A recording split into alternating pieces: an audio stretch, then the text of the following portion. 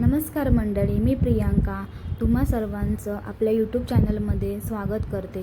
खूप दिवसांपासून चाललेलं यूट्यूब चॅनल चालू करायचा, पण कसं करायचं, काय करायचं, एडिटिंग कसं करायचं, कोणता टॉपिक घ्यायचा, काहीच समजत नव्हते। पण म्हटलं नाही, चॅनल तर चालू करायचाच आहे, काहीतरी आयडिया लावली पाहिजे। म्हटलं जसं आपण आपल्या शुभकार्याची सुरुवात गणपती बाप्पापासून करतो, तसंच म्हटलं चला आपणही आपल्या यूट्यूब चॅनलची सुरुवात बाप्पापासूनच करू। माझं गाव ओझर, अष्टविनायक गणपतींपैकी एक गणपती। म्हटलं चला आपण आपल्या गणपतीचंच मंदिर या व्हिडिओमध्ये कव्हर करूयात आणि व्लॉगची सुरुवात करूयात। तर हा आहे पार्किंग एरिया। तुम्ही जर कारने येत असाल तर इथे 50 रुपये फी आहे। तुम्ही इथे पार्किंग करू शकता। खूप जागा अवेलेबल आहे, तुमची गैरसोय होणार नाही पार्किंगसाठी। हा मंदिराकडे जाण्याचा मार्ग आहे। इकडे डाव्या बाजूला हनुमानाचं मंदिर आहे। थोडंसं पुढे गेलात तर रामाचंही तुम्हाला दर्शन मिळेल।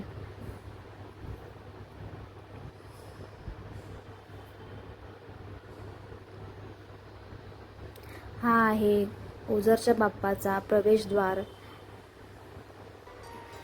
चारही बाजूंनी तटबंदी आहे आणि मध्ये आपल्या गणाचे मंदिर आहे। इंस्टाग्रामला आपल्या ओझरच्या बाप्पाचे पेज आहे, तिथे जाऊन तुम्ही बाप्पाचे फोटो बघू शकता। तुम्ही इथे बाप्पाच्या पूजेसाठी पूजेचे सामान घेऊ शकता। तसं आम्ही सकाळी लवकर आल्यामुळे थोडीशी गर्दी कमी होती, नाहीतर तशी खूप गर्दी असते। वीकेंडला तर खूप गर्दी पाहायला मिळते।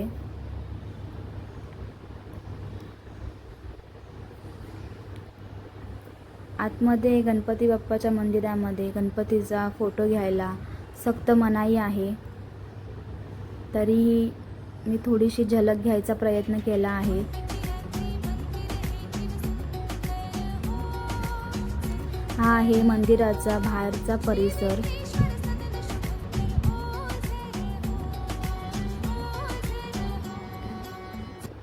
हा मागचा परिसर। तसं आपल्या ओझरच्या बाप्पाचं मंदिर खूप छान आहे, शांती वाटते इथे आल्यावर। संकष्टीला इथे सकाळ संध्याकाळ महाआरती होते। गणेश जयंतीला जसं आपल्या घरोघरी गणपती बाप्पांचे आगमन होते, तसं ह्या गावामध्ये म्हणजे ओझरमध्ये घरोघरी गणपती बाप्पा बसत नाहीत। ओझरचा बाप्पा हाच सर्वांचा गणपती आणि ओझरच्या बाप्पाचीच येथे पूजा केली जाते। इथे महाप्रसादाचाही तुम्हाला लाभ घेता येतो। फक्त 40 रुपयामध्ये तुम्ही इथे महाप्रसादाचा लाभ घेऊ शकता। हा आहे मंदिराच्या बाजूचा परिसर। नदी आहे। संध्याकाळच्या वेळेस जर तुम्ही येत असाल तर खूप छान वाटतं इथे, शांत वातावरण।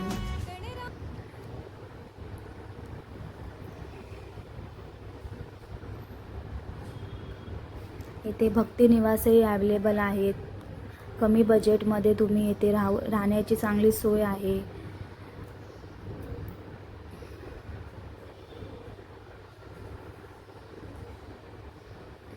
इथे हे विघ्नहरचं उद्यान आहे। आतमध्ये खूप प्रकारच्या झाडांच्या जाती आहेत आणि लहान मुलांसाठी छोटं गार्डन आहे। गणेश चतुर्थीला आणि माघी जयंतीला खूप छान प्रकारे मंदिर सजवले जाते। भाविकांची प्रचंड गर्दी असते इथे।